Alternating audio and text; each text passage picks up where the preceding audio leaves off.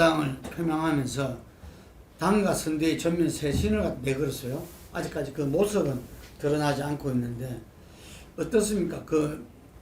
이 민주당의 원팀 메모드 선대위 이 갈등을 봉합하는 차원이었는데 전혀 기능하지 못했다고 합니다. 저는 민주당의 당의 잘못보다요. 너무 뭐라고 할까요? 홍위병식으로 당의 의원들을 몰아가기 전에 후보 스스로가 뭐 말로만 변한다 반성한다 할 게 아니라 이 사태의 본질이 이재명 후보한테서 전부 비롯된 거다. 만약에 이재명 후보가 아니라서는요. 민주당이 지금 비슷하거나 이기고 있을 상황이 충분히 전개되고 있을 수 있죠. 왜냐하면 부동산 폭등이 국민들의 문정권의 최대 실패 요인이라고 모든 여론조사에서 압도적으로 나오지 않습니까? 근데 그 와중에 대선 후보가 어쨌든 그 부동산 폭등의 원인이 되는 비싼 집값, 왜 폭등된 집을 사야 되느냐 하는 부분에서 봤을 때 이 대장동뿐만 아니라 성남시에서 이재명 치하에 벌어진 4군데를 갖다가 다 업자가 해서 그 비싼 가격으로 분양되는 부분의 원인에 업자의 폭리와 유착 등이 있다라는 것이 어느 정도 드러나지 않았습니까? 그게 이재명이 직접 관련됐던 뭐 인허가 건이 있던 말입니다. 그렇다면 민주당이 부동산 폭등이 문정권의 최대의 실정의 원인인데 거기에 대통령 후보를 뽑는데 자기가 성남시장을 하면서 그게 성남시의 부동산 폭등을 갖다가 일개 만들었던 일개 업자들, 소수 업자들에게 이득을 몰아주는 그런 방식을 한 부분에서 행정적이거나 도덕적이거나 법적인 책임 어느 것이든 벗어나기가 어려운 측면이 사실상 국민의 시각에 많이 있어요. 근데 그렇게 됐는데 단 한 번이라도 자신의 책임을 갖다가 인정하지 않고 그냥 지금 특검을 받겠다고 이야기하는 건 어차피 지금 한다 해봤자 서로 간에 협의하고 조정하고 또 시간 가고 하면 이번 대선 전에 자기가 특검에 조사받을 갈 일이 없다는 걸 다 염두에 두고 하는 거 아니겠습니까? 그래서 저런 식으로 가게 되면요. 저는 사실 윤석열이 선거운동하는 방법이나 기득권 지향적인 속성을 보이려고 하는 거나 이런 부분이 매우 마음에 안 들지만은 이재명이 저런 식으로 하는 한은 제가 봤을 때 차이는 좀 줄어들겠지만은 역전을 시킬 수 있겠느냐. 그럼 이재명의 자세에 근본적으로 문제가 있다고 보고 있습니다. 오늘 오후에 나온 거 보면 윈지 코리아가 아시아 경제요 8.15 이렇게 차이가 난 걸로 조금 전에 나왔네요. 윤석열 후보가 8.2가 앞서는 걸로요. 네. 아시아 경제 윈지 코리아. 차 교수님은 이재명의 민주당 네. 당과 선대의 전면 쇄신 과정 어떻게 봤습니까? 일단 뭐 지금 그러니까 그렇게 변화의 그 이유는 충분히 있는 것 같아요. 그리고 나름대로 하니까 지금 선대위의 그러니까 이 몸집을 좀 줄이고 기민하게 민첩하게 움직일 수 있도록 조직을 슬림화시키는 부분은 저는 잘했다는 생각이 듭니다.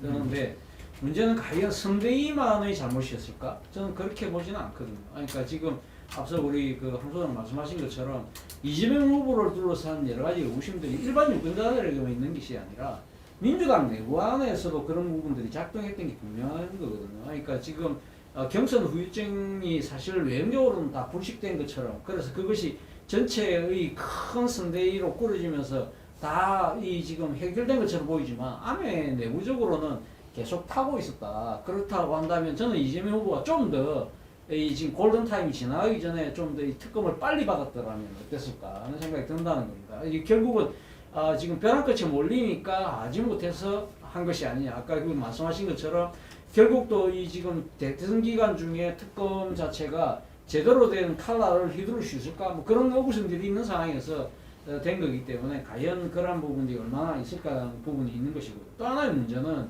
제가 생각했을 때 이재명 후보 본인의 문제도 상당히 저는 있다고 봅니다. 예를 들면 아까 우리가 재난지원금 이야기했지만 재난지원금 같은 경우도 사실은 이 지금 당정 또 더 나아가 당청 간의 그러한 상당히 그 합의가 나름대로 그 물밑작업이 이루어지지 않은 상태에서 후보가 먼저 이 지금 이렇게 던지면서 그걸 갖다가 당이 지금 수습을 하고 수습을 하는 과정에서 또 무리수를 두잖아요. 예를 들면 뭐 지금 세수를 유예하겠다든지 그러한 부분들이 상당히 많은 그 우려들을 자아냈던 게 사실이거든요. 그리고 또 이런 식의 아주 굵직굵직한 문제들에 대해서 후보가 던지고 이 지금 결국은 이제 철회를 하면서 하긴 했습니다만 이러한 부분들이 단 한 번에 걸친 게 아니잖아요. 식당 총량제 같은 경우도 상당히 문제가 됐었잖아요. 식당의 자영업자들 어려우니까 식당 총량했으니까 그런 부분들도 나중에 말을 바꾸는 그런 부분들이 후보의 안정감을 상당히 그 후보의 정책에 대한 신뢰감을 스스로 이렇게 훼손하는 그런 역할을 했다는 것이죠. 그리고 특히 이번에 또 지금 또 하나의 문제가 부동산 이 지금 개발에 대한 이익을 상당히 하니까 지금 환원하겠다고 이야기하면서 그 환원된 부동산 이익을 가상자산을 만들어서 국민들에게 나눠주겠다. 이것도 지금 상당히 문제 발언 중에 하나거든요. 그러니까 가상자산이라는 부분들에 대해서 사실 어떻게 보면 아직까지 이게 경제적 실체가 지금 분명하지 않은 상황인데 그런 부분들을 만약에 가상자산을 만들겠다고 했을 경우에 그럼 그 가상자산에 대한 가상자산 일종의 그러니까 지금 통화로 만약에 취급될 경우에는 그럼 이런 그 지금 이 통화 정책에 대한 것도 그럼 대통령이 다 하나? 이건 지금 소위 말하는 행정복지 아닐까? 이런 이야기까지 계속적으로 이렇게 비하가 될 수 있는 빌미를 스스로 만들어내고 있다는 거죠. 그런 부분들이 저는 이재명 후보가 좀 더 신중하게 이야기할 필요가 있다는 생각이 들고요. 그리고 또 하나의 문제는 지금 제가 생각했을 때는 당 지도부가 또 사실 크게 도움이 되지 않고 있다는 거죠. 아까 송영길 지금 대표 같은 경우 본인이 지금 계속적으로 지금 전면에 나서서 후보보다 먼저 상당히 부각되는 그런 측면들이 많았잖아요. 이준석 대표하고 계속적으로 뭐 양당 지금 토론 같은 걸 배틀 비슷하게 하면서 본인이 지금 계속 유세에 초점을 설려고 하는 모습 그러다 보니까 좀 의혹이 가행되면서 이번에 윤석열 후보의 돌 사진 같은 경우 뭐 지금 그런 부분도 결정적인 그 하나의 이 지금 뭐랄까요 큰 그 설화를 빚었잖아요. 이런 부분들은 단순하게 지금 윤석열 후보에 대한 공격이 아니라 또 거기에 애나라는 걸 갖고 놓으면서 결국은 소위 말해서 일본 프레임 그러니까 그걸 갖고 지금 국내 정치에 이용한 듯한 모습을 보이는 것들 이런 모든 것들이 총체적으로 지금 작용하면서 상당히 지금 힘들어진 상황이기 때문에 그래서 결론적으로 지금 선대위만 설립화 시킨다고 모든 문제가 해결되느냐 그렇지 않다. 그렇다고 한다면 설립화 플러스 그러니까 이재명 후보 스스로가 은행의 신중성 그리고 또 당 그 지도부가 상당히 뭔가 좀 합일된 그리고 좀 그런 모습들이 보여야만 저는 그러니까 선대위의 변신도 저는 좀 긍정적인 효과가 나지 않을까 생각이 든다는 거죠. 그 문제 관련해서는 뭐 제가 이렇게 이야기하고 싶어요. 일단 선대위를 다시 재검토한다. 그 부분에서는 필요가 있다고 봅니다. 전통적으로 보면 보수는 선거 전략상 놓고 본다면은 거대한 성체를 쌓고 진지전을 하는 것이 보수 진영의 선거 전략이었고 민주당은 좀 몸을 가볍게 해서 그것을 공격하는 이 유격전의 성격이 강했단 말입니다. 근데 아마 이재명 후보가 어쨌든 비주류 상황에다가 후보가 되다 보니 모든 세력을 감싸 안을 필요가 있어서 선대위 체제로 거대한 성을 쌓았던 측면이 있었습니다. 그러나 그것을 빨리 문제가 있다는 것을 인지를 하고 그것에 대해서 변화를 주겠다. 그 판단은 제가 볼 때는 맞다고 봅니다. 두 번째, 그러면 이제 후보 중심으로 이제 대응하고 나가야 될 텐데 차 교수님이 지금 지적을 잘 했습니다만은 저는 지금 후보가 보면은 탄핵과 코로나 이후 이전 정치의식이나 이런 가치관이나 이런 어떤 이 당원 화법이 많이 달라져 있어요. 달라져 있는데 이재명 후보의 화법은 탄핵 이전 이 코로나 이전의 어떤 그 컨셉을 못 벗어나고 있습니다. 예를 들어서 대장동 사건 같은 경우만 해도 본인은 거기에 대해서 직접적 책임은 없다라고 하면서 정책적으로는 자기는 이런 부분에 대해서 최선을 다했다고 하면서 환수를 이야기를 하고 그것을 본격으로 사용했다 이런 식으로 그 부분을 설명을 하고 있는데 그거는 사실 국민들한테 굉장히 분노하게 만드는 거예요. 안 그래도 지금 부동산이 현 정부 들어서 엄청나게 올라가고 있는데 공적 환수를 할 수 있는 여지가 있다는 것은 달리 이야기하면은 아파트를 대장동에다가 더 싸게 그 구매자들한테 공급할 여지가 있었다는 것을 정책적으로 사전에 인지를 하고 있었다는 거잖아요. 그러면 당연히 공적 환수를 할 것이 아니고 그 아파트 가격을 구매하는 사람들을 조금이라도 더 싸게 정책적 배려를 해줬어야 되죠. 그리고 그 사람들의 아파트 사는 사람한테 무슨 권한으로 공적 이익 환수한다면서 그만큼 많은 부동산 아파트를 가격을 매기갖고 매길 수 있는 권한이 어디 있을 수가 있었냐는 거죠. 그리고 공적 환수에서는 그 용도를 어떤 공적 논의를 거치고 누구 어떤 용도로 쓴지에 대해서 합의가 있었냐는 거죠. 그러니까 뭐가면 국민들 입장에서 FJ 조사하면 그 이야기 나오면은 무슨 권한으로 왜 아주 속된 말로 표현하면은 아파트 사람들한테 왜 그 돈을 삥 뜯어가듯이 왜 뜯어갔냐는 거예요. 그리고 그 돈을 왜 마음대로 썼냐는 이런 식의 표현을 하거든요. 근데 이미 지역의 이 아파트 구매자들, 이 부동산에 붙는 사람들은 정서는 그러한데 그런 정서는 전혀 생각도 안 하고 나는 공적 이익을 환수를 해서 공적으로 썼으니까 문제없다. 이런 식으로 접근하니까 대장동 문제가 진정이 안 되는 거예요. 그래서 내가 볼 때는 후보도 이 지금 이 탄핵 그리고 이 코로나 이후 지금 밖에 있는 이 정세에 맞는 국민들의 어떤 그 요구를 인지를 하고 반영해 줄 수 있는 그런 능력이 지금 필요하다고 봐요.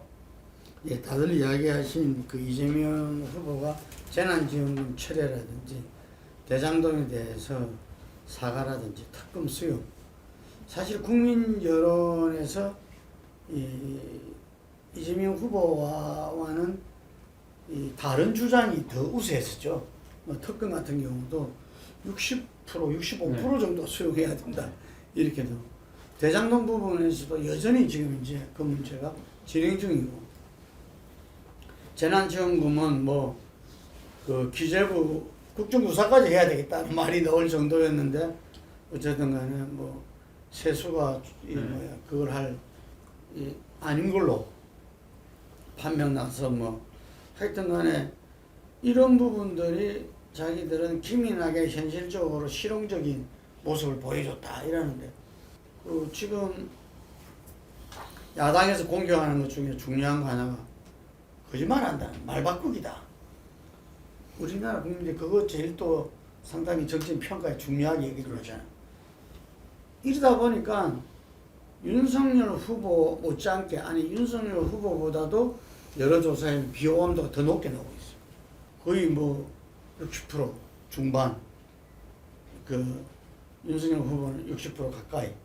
이러다 보니까 정말 최악이 아니고 차악을 선택해야 되나, 이런 이야기도 나오고 있습니다. 그런데 본인이 어쨌든 제가 보기에 지난주 주말을 갖다가 넘기면서 여러 군데에서 아마 그런 이야기 들어간 것 같아요. 이대로는 안 된다.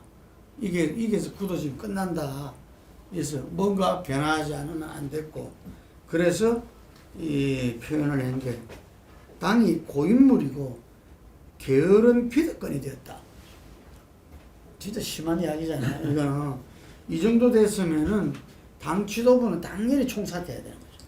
이게 고인물하고 게으른 기득권, 그냥 기득권도 아니고 게으른 기득권이 됐다. 개혁의 방향키를 잡지 못하고 있다. 저는 이 정도 같으면은 현재 당 지도부는 다 사퇴해야 돼요.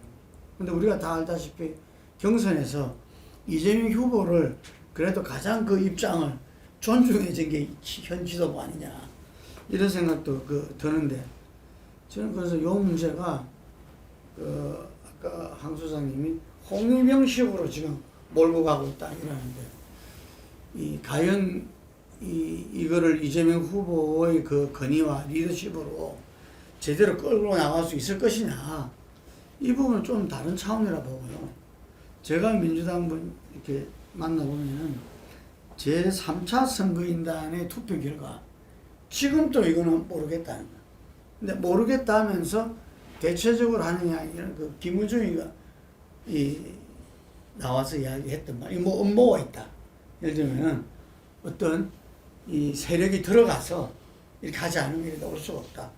그 당시 여론조사하고 다수와 비교했을 때 이런 이야기를 하는데, 저는 이 문제는 이 역선택이 조금은 있을 수도 있겠죠, 이게. 그렇지만 주요하게는 대장동에 대한 국민들의 불안감이 나왔다고 받아들이면서 좀 가사가 됐지 않나, 이런 생각을 하는데, 하여간 그 부분에서 지금 아직까지 초반전이지만 이 초반전에서는 그 한 달간은 아무것도 안 하는 것이 아니라 그걸 거꾸로 그래서 역컨벤션 효과다 이런 말이 나올 정도인데 이제 발표하게 되겠죠. 이번 주말 정도 되면은. 근데 과연 지금 선대위가 어떻게 구성되고 다음은 또 어떤 책임을 질 것이냐. 그 부분에서 과연 지금 선대위 구성에 이재명 후보와 후보 측은 자유로우냐. 그렇지 않다는 거예요. 우리가 언론 보도에서 다 나왔잖아요. 그게 조정식 그 의원과 사무총장인 윤관석 의원이 함께 이게 핵심적으로 선대를 구성했다. 이렇게 언론 보도에서 다 나왔잖아요. 그럼 조정식이 자기 캠프에 그 우은식 의원과 함께 이 선대위원장을 했던 사람이잖아요. 그래서 이거는 선대위 자체에서도 자기 반성과 자기 사과가 선행돼야 되지 않느냐.